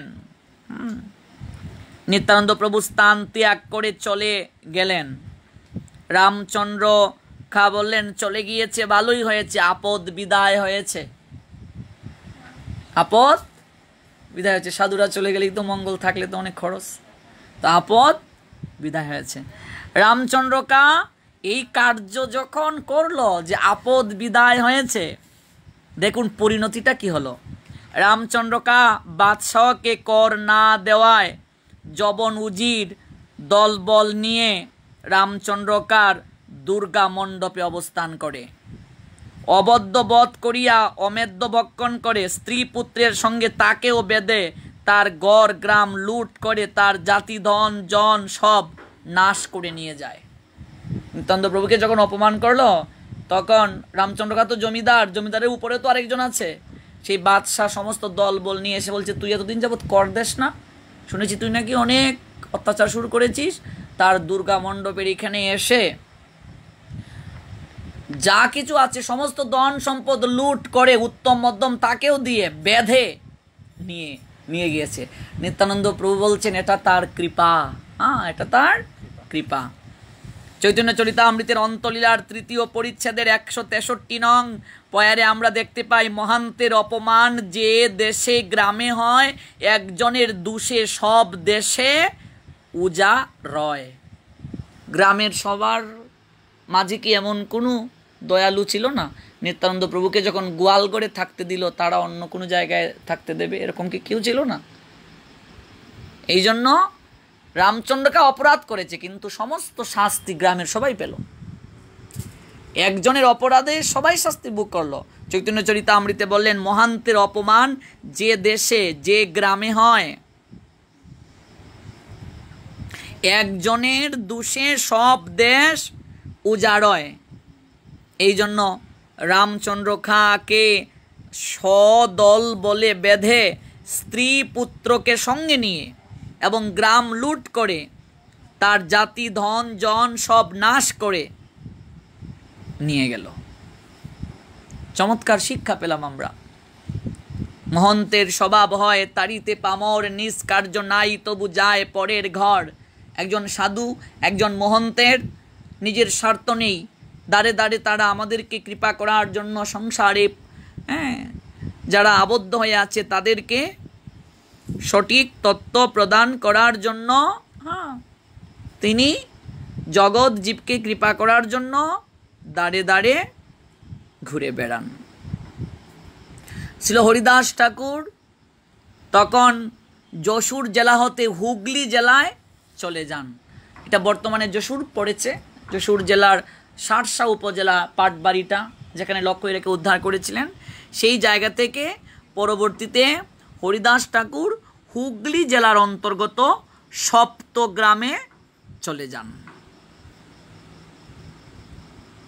হুগলি জেলার অন্তর্গত সপ্তগ্রাম ত্রিবেণীর নিকটবর্তী চাঁদপুর গ্রামে হিরণ্য গোবর্ধন মজুমদারের পুরোহিত শ্রী বলরাম আচার্যের গৃহে অবস্থান করেন। এখানে আরেকটা চমৎকার লীলা হরিদাস ঠাকুর করেছেন, চমৎকার শিক্ষা দিয়েছেন আমাদেরকে। এবং এই বলরাম আচার্যের গৃহে থেকেই হরিদাস ঠাকুর রঘুনাথ দাস গোস্বামীপাদকে কৃপা করেছিলেন। যে রঘুনাথ দাস গোস্বামীপাদের বাবার প্রতি মাসে জমিদারি থেকে ইনকাম হতো 20 লক্ষ মুদ্রা, আজ থেকে 550 বছর আগে। তাহলে চিন্তা করে দেখুন, 1 টাকাতে তখন 8 মণ চাল পাওয়া যেত, 3 টাকাতে একটা উৎকৃষ্ট গাভী কেনা যেত। সেই সময়ে রঘুনাথ দাস গোস্বামীপাদের বাবা জেঠার সম্পত্তির পরিমাণ যা ছিল, তা থেকে 20 লক্ষ টাকা প্রতি বছর ইনকাম হতো। তাহলে চিন্তা করে দেখুন কত টাকার সম্পত্তি তাদের ছিল। একমাত্র ছেলে রঘুনাথ দাস গোস্বামী, যদিও তার পূর্বে রঘুনাথ দাস গোস্বামী নাম ছিল না। ওরা মজুমদার পরিবারে, কায়স্থ পরিবারে জন্ম নিয়েছিলেন। কায়স্থ পরিবারে জন্ম নেওয়ার পরও তিনি গোস্বামী হলেন, রঘুনাথ দাস গোস্বামী। আমরা তো মনে করি গোস্বামীর ঘরেই গোস্বামী হবে, ব্রাহ্মণের ঘরেই ব্রাহ্মণ হবে, ঠাকুরের ঘরেই ঠাকুর হবে, আবার গুরুর ছেলেই গুরু হবে, গুরুর ছেলে গরুও হতে পারে, ব্রাহ্মণের ছেলে ব্যাককলও হতে পারে, ঠাকুরের ছেলে ঠেকাও হতে পারে। না, আমরা গুরুর ছেলেই গুরু, তার চরণ দিয়া ঠ্যাং দিয়া জল খাও। ব্রাহ্মণের ছেলে ব্রাহ্মণ, গুরুর ছেলে গরুও হতে পারে যদি যোগ্যতা না থাকে। তো কায়স্থ পরিবারে জন্ম নেওয়ার পরও তার বংশের কোনো, কুলের কোনো অহংকার ছিল না। সেই বলরাম আচার্যের গৃহে কৃপা করলেন রঘুনাথ দাস গোস্বামীপাদকে। আমরা সেই অপ্রাকৃত লীলা শ্রবণ করব, সে অপ্রাকৃত কৃপা আমরা শ্রবণ করব, কিভাবে কৃপা করেছিলেন। বলরাম আচার্যের গৃহে ঠাকুর হরিদাস অবস্থান করলেন। একটি পর্ণ কুটিরে বসে নির্জনে সর্বক্ষণ হরি নাম অনুশীলন এবং বলরাম আচার্যের গৃহে ভিক্ষা নির্বাহ করেন। এটাই ছিল তার নিয়ম। বালক রঘুনাথ দাস এখানে এসেই হরিদাস ঠাকুরকে দর্শন করলেন। হরিদাস ঠাকুরের কৃপা কটাক্ষেই রঘুনাথ দাসের শ্রী চৈতন্য মহাপ্রভুর সান্নিধ্য লাভের আশার সৌভাগ্য হলো। আমরা সেই অপ্রাকৃত লীলাটা শ্রবণ করব। রঘুনাথ দাস গোস্বামীপাদকে কিভাবে হরিদাস ঠাকুর কৃপা করেছিলেন। হরিদাস ঠাকুর কি করে রঘুনাথ দাস গোস্বামীপাদকে কৃপা করেছিলেন। আমরা দেখতে পাই সেই হরিদাস ঠাকুর যিনি এত বড় জমিদারের একজন সন্তান ছিলেন, হরিদাস ঠাকুর যখন খুবই ছোট, তখন তার বাবা এবং জেঠা অর্থাৎ হিরণ্য মজুমদার এবং গোবর্ধন মজুমদার তারা দুজনই তাদের কুলপুরোহিত বলরাম আচার্যের গৃহে যাওয়ার জন্য প্রস্তুতি নিচ্ছিলেন। তো আমরা তার আগে জানব সেই রঘুনাথ দাস গোস্বামীপাদ পূর্বলীলাতে কে ছিলেন। গৌর গণুদ্দেশের 186 নং শ্লোকে বলা হয়েছে, দাস শ্রী রঘুনাথস্য পূর্বাক্যা রসমঞ্জুরি অমুং কেচিত প্রবাসন্তে শ্রীমতীম রতিমঞ্জুরিম ভানুমতাক্কিয়া কেচিদাহুস্তং নাম ভেদতঃ। কৃষ্ণলীলায় যিনি রস মঞ্জুরি, মতান্তরে রতি মঞ্জুরি অথবা ভানুমতি, তিনি শ্রী গৌর লীলায় পুষ্টি সাধন করার জন্য রঘুনাথ দাস গোস্বামী রূপে আবির্ভূত হয়েছিলেন। আনুমানিক 1416 শতাব্দে হুগলি জেলার অন্তর্গত সপ্তগ্রাম রেল স্টেশন আদি সপ্তগ্রাম হতে কিছু দূরে দক্ষিণ দিকে প্রাচীন সরস্বতী নদীর পূর্ব তীরে শ্রীকৃষ্ণপুর গ্রামে রঘুনাথ দাস গোস্বামীপাদ আবির্ভূত হন। সপ্তগ্রাম হতে শ্রীল রঘুনাথ দাস গোস্বামীর প্রকট ভূমি শ্রীকৃষ্ণপুরের দূরত্ব 1 মাইলের কিছুটা বেশি এবং 30 বিঘা রেল স্টেশন হতে প্রায় 1.5 মাইল দূরে। সপ্তগ্রাম মানে 60টি গ্রামকে বোঝানো হয়েছে। 60টা গ্রাম কি কি? পূর্বে 7 গ্রামের সমষ্টিকে সপ্তগ্রাম বলা হতো, অর্থাৎ সপ্তগ্রাম বংশবাটি, শিবপুর, বাসুদেবপুর, কৃষ্ণপুর, নিত্যানন্দপুর এবং শঙ্কনগর, এই 7টি গ্রামকে একত্রে সপ্তগ্রাম বলা হতো। ত্রিবেণীও সপ্তগ্রামেরই অঙ্গীভূত ছিল বলে শোনা যায়। শ্রী রঘুনাথ দাস গোস্বামীর পিতা ছিলেন গোবর্ধন মজুমদার।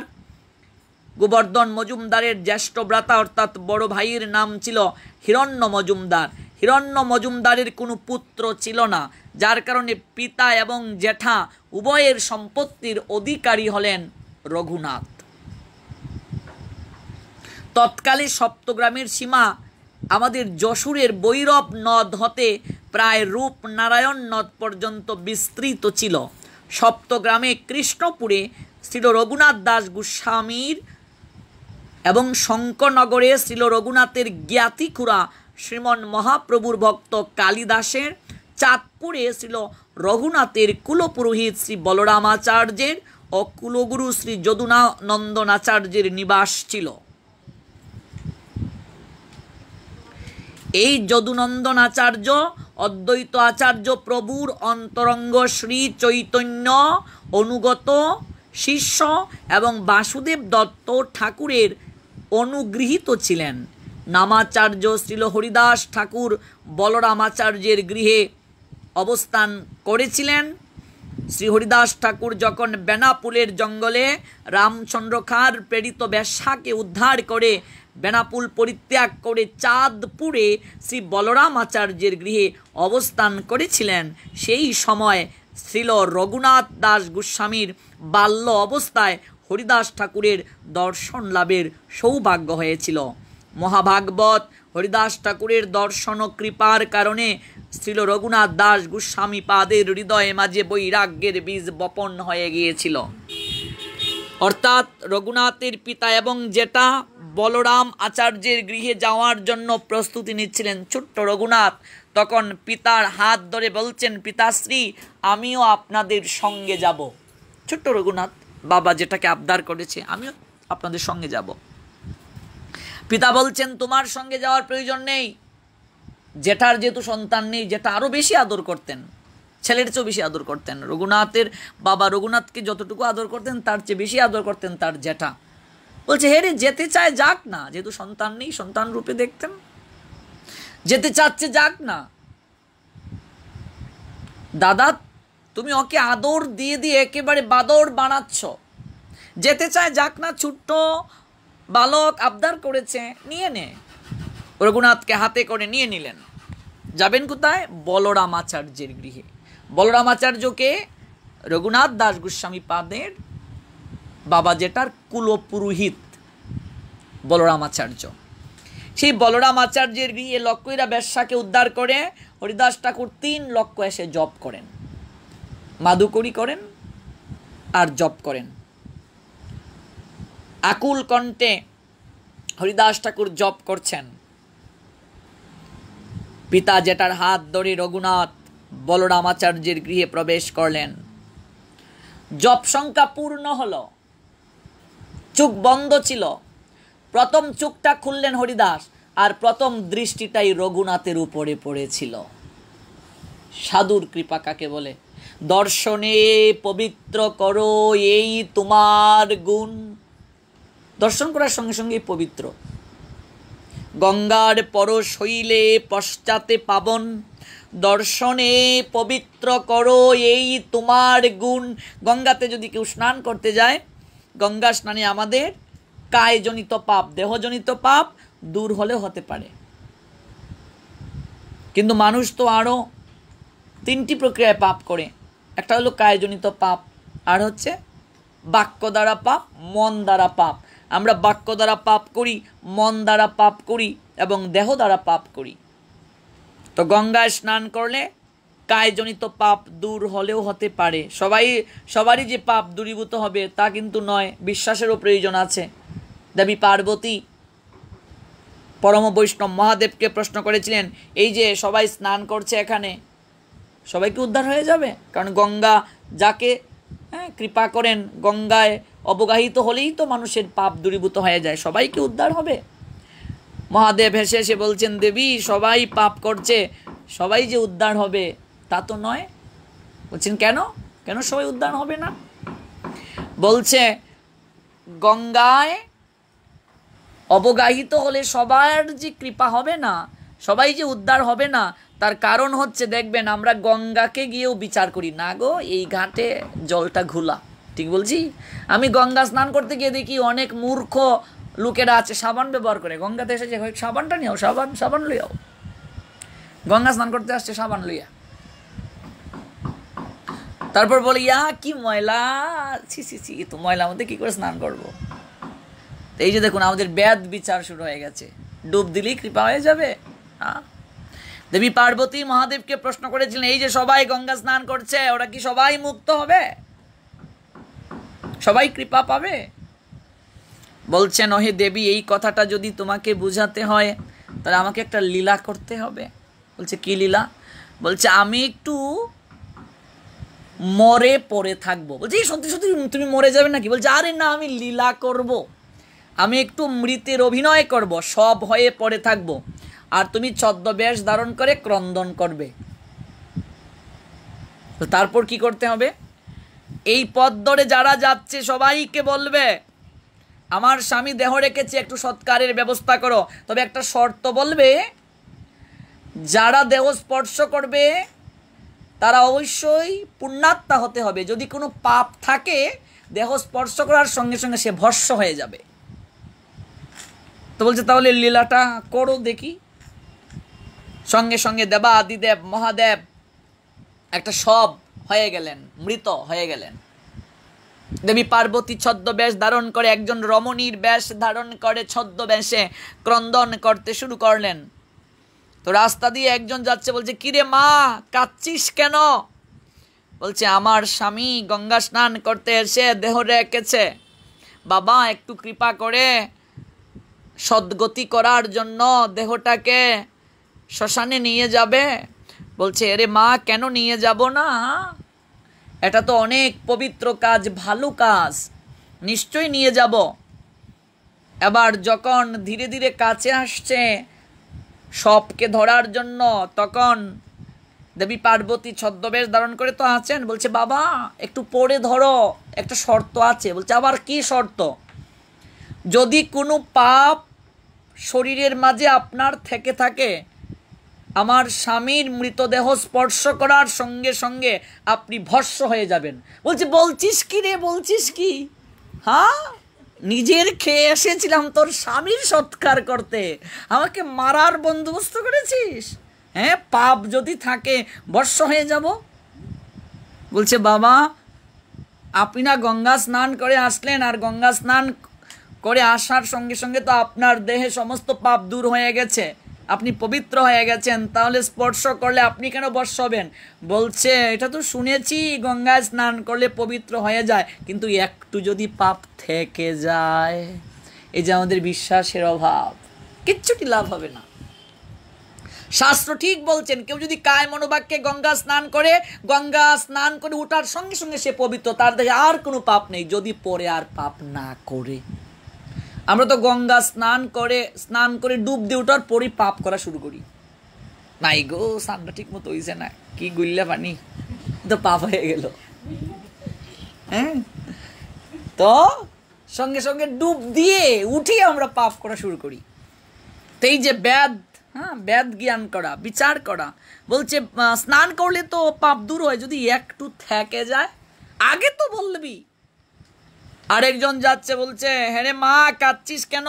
বলছে আমার স্বামী দেহ রেখেছেন, একটু যদি কৃপা করতেন, স্বামীর দেহটাকে যদি সৎকারের ব্যবস্থা করতেন। তো বলছে অবশ্যই, এটা তো ভালো কাজ, তবে বাবা একটা শর্ত যে আছে, আমার স্বামীর দেহ স্পর্শ সেই করতে পারবে যার দেহে কোনো পাপ থাকবে না। একটু পাপ যদি শরীরে থেকে যায়, সঙ্গে সঙ্গে তার দেহ বশ হয়ে যাবে। বলছে আর জায়গা পেলি না তোর স্বামীকে রাখার, আর তোর স্বামীও মরার জায়গা পেল না, ওই জায়গাতে এসেই মরলো। কিন্তু মরার কি আবার জায়গা আছে, দিনক্ষণ আছে? আমরা দেখেছি আমাদের এইদিকে একজন মারা গিয়েছে, তো অনেক ভালো রান্নাবান্না করেছে, তো গোষ্ঠীর একজন বলতেছে আর মরার সময় পাইলো না বুইরা, ফার্স্টটা আইটেম রান্না করছি, এখন খাওয়ার নাই হইছে না, আর মরার সময় পাইলো না। মরতে মরতে আমরা খাইলে পরেই মরতে, এখন এই বাদ তরকারি সব ফেলাইন লাগবো, মরারও কি তার সময় আসেনি।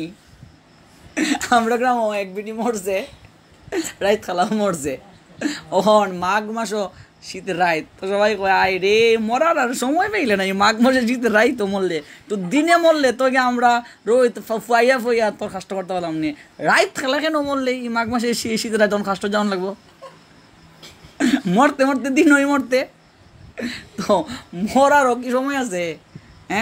আমরা কি তা খুঁয়ে টুয়ে মরা যায়নি? তো ওই যে তোমার স্বামী আর মরবার জায়গা পাইছে না, এখানে মরছে, আর আমরা গেছি তোমার স্বামীটা সৎকার করে দিতাম, তুই বলছি একটু পাপ যদি থাকে তাহলে বর্ষ হয়ে যাইব, আর জায়গা পাইছো না তুমি মরার, তোমার স্বামীলে তুমি পাগো। আপনি না গঙ্গা স্নান করে আসলেন, গঙ্গা স্নান করে তো আইসি ঠিক, যদি একটু পাপ থাকে তখন তো বর্ষ হয়ে যাইব। এটা তো হন যায় না পাপ আছে কি নাই, এই যে বেদ জ্ঞান, পাপ আছে কি নাই এটা তো কোন যাইতেছে না। তে দেখুন দেবী পার্বতী এহেন দৃশ্য দেখে অবাক করছেন, আর মহাদেব মিটমিট করে হাসছেন, আবার লোক যখন আয় মহাদেব আবার চোখ বন্ধ, বুঝায় যে মরি গেছে।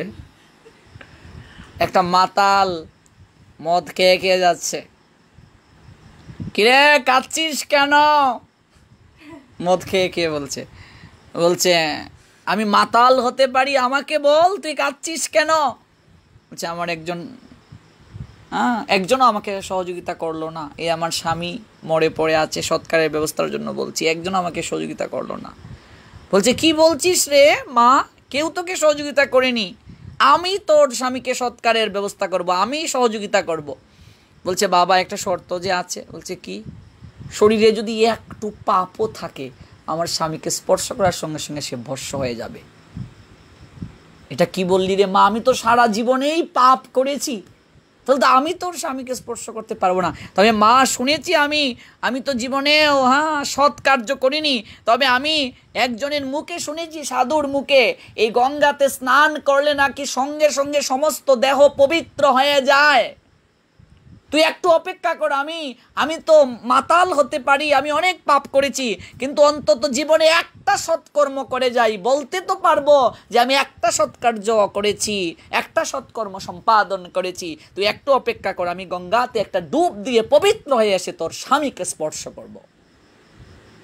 মাতাল গিয়ে গঙ্গাতে স্নান করে এসে স্বামীকে স্পর্শ করেছে, সঙ্গে সঙ্গে দেবাদিদেব মহাদেব নিজের রূপ ধারণ করলেন, দেখুন বিশ্বাসটা কি, আমরা গঙ্গাতে শুধু স্নান করতে যাই, কিন্তু আমাদের মাঝে বিশ্বাস কি আদৌ কাজ করে যে আমি সত্যিই কি পবিত্র হয়েছি, সত্যিই কি পবিত্র হতে পেরেছি?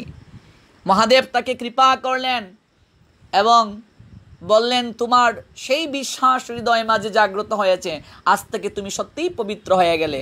মহাদেবের কৃপাতে সমস্ত কিছু ত্যাগ করেছে, শুদ্ধ জীবনযাপন করলো এবং পরবর্তীতে সে শিবলোকে গমন করল। এই যে স্বয়ং পার্বতীকে মহাদেব একটা শিক্ষা দিলেন। গঙ্গা ভগবানকে বলছেন, প্রভু সবাই তো আমার গাত্রে স্নান করে তাদের সমস্ত পাপ আমাকে দিয়ে যায়, আমি কি করে পবিত্র হব? আমরা যে গঙ্গারে হক গলে সব পাপ দিয়াই, গঙ্গা পবিত্র বুঝলাম, গঙ্গার কাছে সব যত পাপ আছে সব দিয়াই, গঙ্গা গেলাম পবিত্র হইতো। এবার ভগবান কইছেন তোমার কেন খালি গীতা পাপি তাপি তাই নি স্নান করতো? কত সাধু রায়, ভক্ত রায়, বৈষ্ণব রায়, হ্যাঁ, কোনো সাধু ভক্ত বৈষ্ণব যখন তোমার গাত্রে অবগায়িত হইব, ইতার চরণদুলি ফেয়া তুমি পবিত্র হয়ে যাবে। এবার মহাদেবের আরেকটা লীলা আছে। দেবী পার্বতী মহাদেবকে বলছেন, আচ্ছা প্রভু, আমি তো একটা লীলা দর্শন করে অবাক হয়ে গেছি, কিছুই বুঝতে পারছি না। একটা শ্বেত রঙের অশ্ব, মানে সাদা রঙের ঘোড়া আমি দেখলাম, বিলীন হয়ে গেছে, কিন্তু এই ঘোড়াটার গায়ের বর্ণ শ্বেত ছিল না। প্রথমে আমি তাকে কৃষ্ণ বর্ণে দর্শন করেছি, অর্থাৎ কালো। ওই কৃষ্ণবর্ণের ঘোড়াটি যখন এখানে গড়াগড়ি করলো, সঙ্গে সঙ্গে তার গায়ের বর্ণ শ্বেত বর্ণ হয়ে গেল এবং তৎক্ষণাৎ শ্বেত বর্ণ ধারণ করে সে ওই জায়গা থেকে অন্তর্হিত হয়ে গেল। মহাদেব হেসে হেসে বলছেন, দেবী তুমি যে কৃষ্ণবর্ণের অশ্বটি দেখতে পেরেছ, গঙ্গা এই কৃষ্ণবর্ণের অশ্ব রূপ ধারণ করেছেন। অর্থাৎ সংসারের সমস্ত জীব সকল যখন গঙ্গাতে অবগাহিত হয়ে তাদের সমস্ত পাপ দিয়ে যায়, সেই সমস্ত পাপে গঙ্গা মলিন হয়েছেন। একজন সাধু মহাত্মা এদিকে হেঁটে গিয়েছেন, তার চরণ ধুলি এখানে পতিত হয়েছে, তাই তিনি কৃষ্ণবর্ণ অশ্বে রূপান্তরিত হয়ে এই জায়গায় গড়াগড়ি করলেন এবং সাধুর চরণ ধুলির স্পর্শে সঙ্গে সঙ্গে তিনি পুত পবিত্র হয়ে গেলেন। এই জন্য আমরা কীর্তন করি, গোপীর পদের ধুলা যদি পড়ে গঙ্গার জলে, সেই গঙ্গা পবিত্র হয় ভাগবত বলে। গোপী মানে কি? গোপনে যে ভজন করে, ভক্তের চরণদুলি, গোপীর চরণদুলি যদি গঙ্গার জলে পড়ে, গঙ্গায় পড়ে, সেই গঙ্গা পর্যন্ত পবিত্র হয়ে যায়।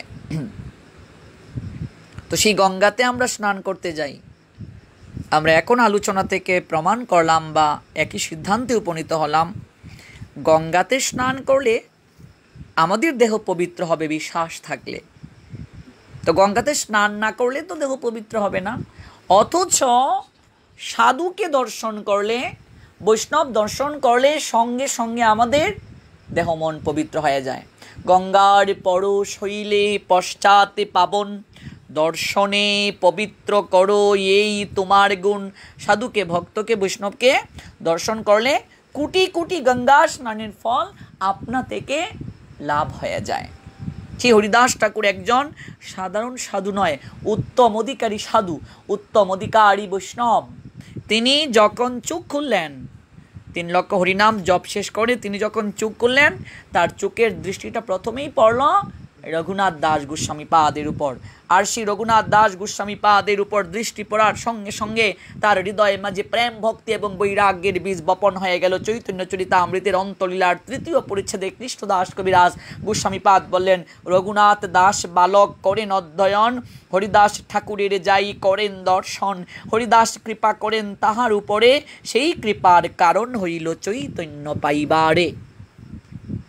তো আমরা আগামীকাল রঘুনাথের পরবর্তীতে কি হলো সেই কথাও শ্রবণ করব এবং হরিদাস ঠাকুর কিভাবে সেই বলরামাচার্যের গৃহ থেকে অপ্রাকৃত কৃপা বাড়িতে স্নাত করে পরবর্তীতে কি কি লীলা সম্পাদন করেছিলেন, সেই লীলাগুলো গায়ে মনোবাক্যে আস্বাদন করব। অনেক ভক্তবৃন্দ আমাদের সঙ্গে যুক্ত হয়েছেন, সবার নিকট একটা অনুরোধ, আপনারা সকালবেলা যে গীতার উপর আলোচনাটি করা হয়, একটা কিংবা দুটা শ্লোকের আলোকে আলোচনা করা হয়, সেই ক্লাসটিতে আমি দেখতে পাচ্ছি আমার আইডি থেকে যখন দেয়া হয় তখন 100-র উপরে ভক্তবৃন্দ অ্যাটেন্ড থাকেন।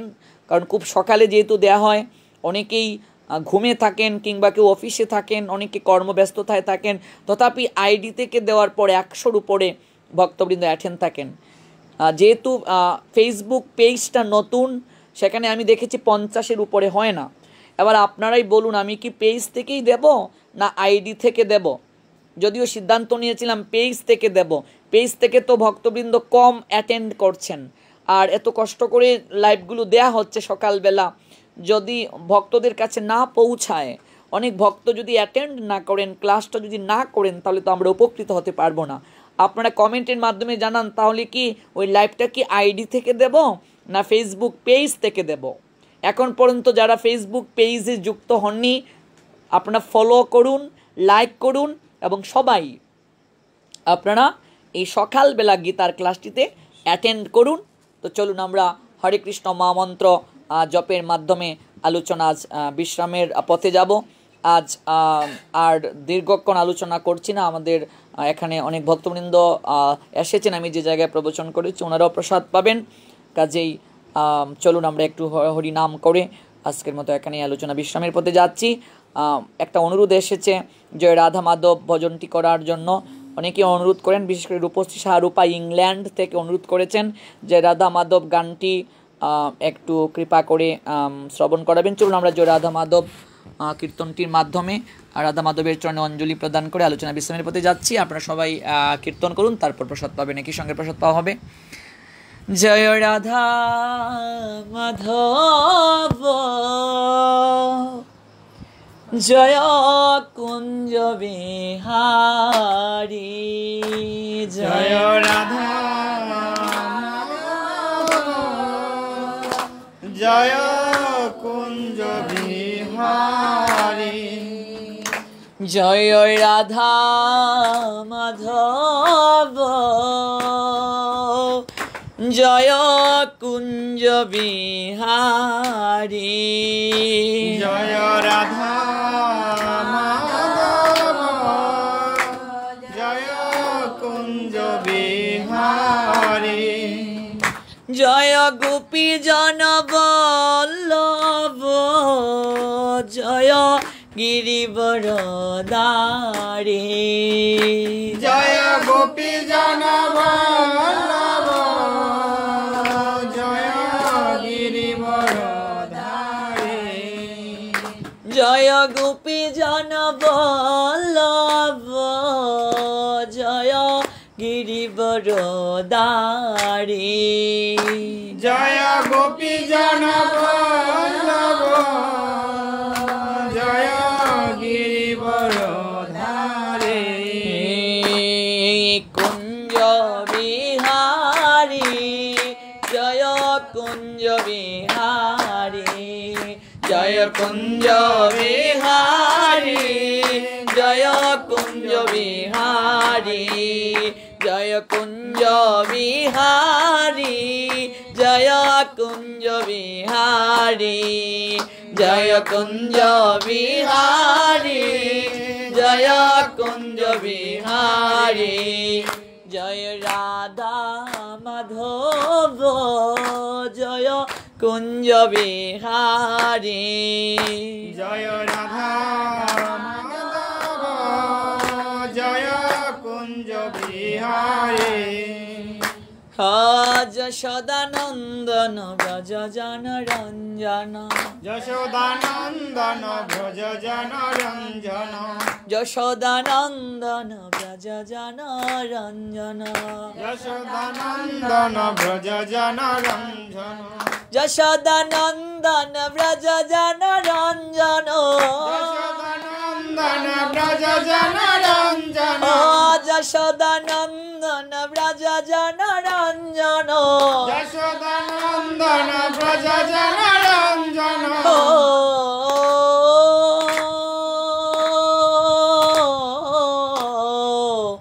যশোদা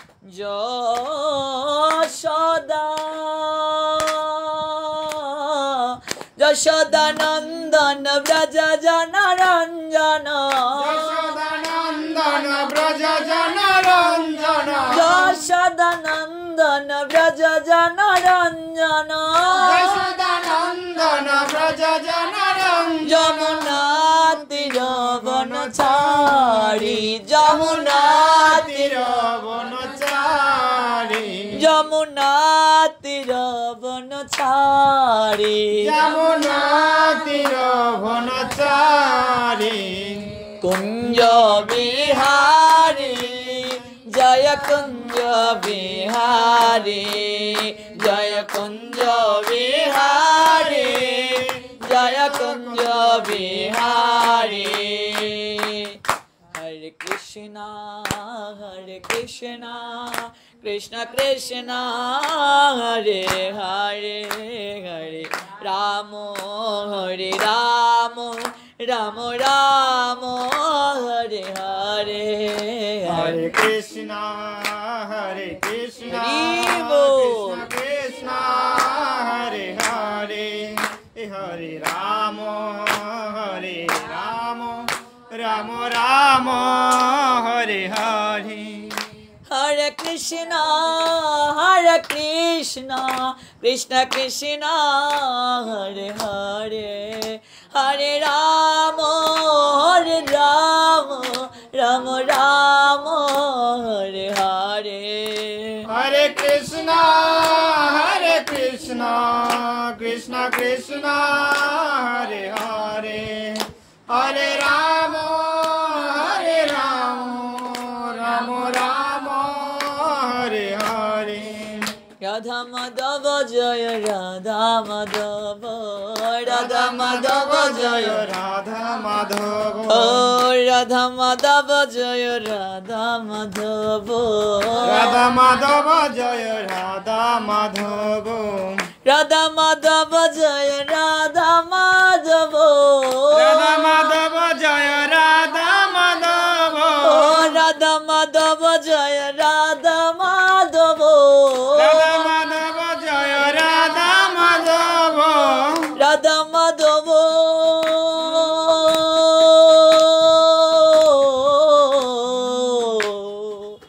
রাধা মাধব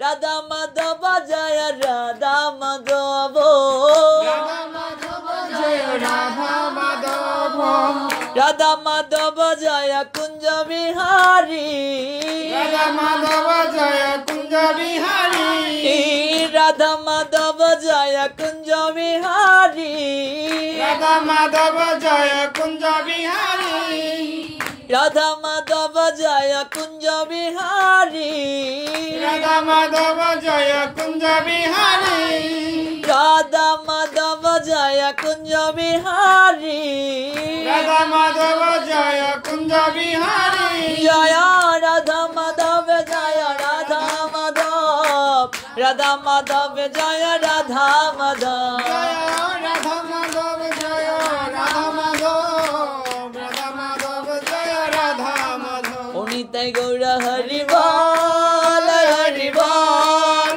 হরি বল হরি বল নিতাই গৌর হরি বল হরি বল হরি বল হরি নিতাই নিতাই নিতাই নিতাই নিতাই নিতাই নিতাই নিতাই গৌর হরি বল হরি বল হরি বল হরি বল নিতাই গৌর হরি বল হরি বল হরি বল জয় জয় গুরু গৌরাঙ্গ গান্ধার বিকাশ শ্রী गिरिधारी की जय श्री कृष्ण चैतन्य महाप्रभु की श्री नित्यानंद प्रभु की श्री अद्वैत प्रभु की गदाधर पंडित की श्री भाषाचार्य की वृंदा देवी की नामाचार्य श्री हरिदास ठाकुर की श्री हरिदास ठाकुर चरित कथा की ऑनलाइन कृष्ण कथा श्रवणकारी भक्तवृंद की ऑनलाइन कृष्ण कथा श्रवणकारी भक्तवृंद अपना अपन गुरु महाराज की जय जय निताय गौर शीतनाथ प्रेमानंदे हरि हरि बल। जय जय श्री राधे श्याम। भक्तबृंद आगामीकाल सकाल 8 घटिकाয় আগামীকালও পেজ থেকেই দেয়া হবে, রাহুল কৃষ্ণ দাস ফেসবুক পেজ থেকে 8 ঘটিকায় গীতার উপর আলোচনা প্রচার করা হবে। এই অনুষ্ঠানটিতে আপনারা সবাই অ্যাটেন্ড করুন। এখন পর্যন্ত যারা পেজটিকে ফলো করেননি আপনারা সবাই ফলো করুন। আর রাহুল কৃষ্ণ দাস যে ইউটিউব চ্যানেলটি রয়েছে এখন পর্যন্ত যারা সাবস্ক্রাইব করেননি আপনারা রাহুল কৃষ্ণ দাস ইউটিউব চ্যানেলটিকে সাবস্ক্রাইব করুন। সর্বোচ্চ সংখ্যক লাইভটিকে শেয়ার করে বিভিন্ন গ্রুপে ছড়িয়ে দিন। আজ এখানেই শেষ টানছি। আগামীকাল সকালবেলা আপনাদের সঙ্গে যুক্ত হব। সেই পর্যন্ত সবার মঙ্গল হোক। কৃষ্ণময়। শুভরাত্রি।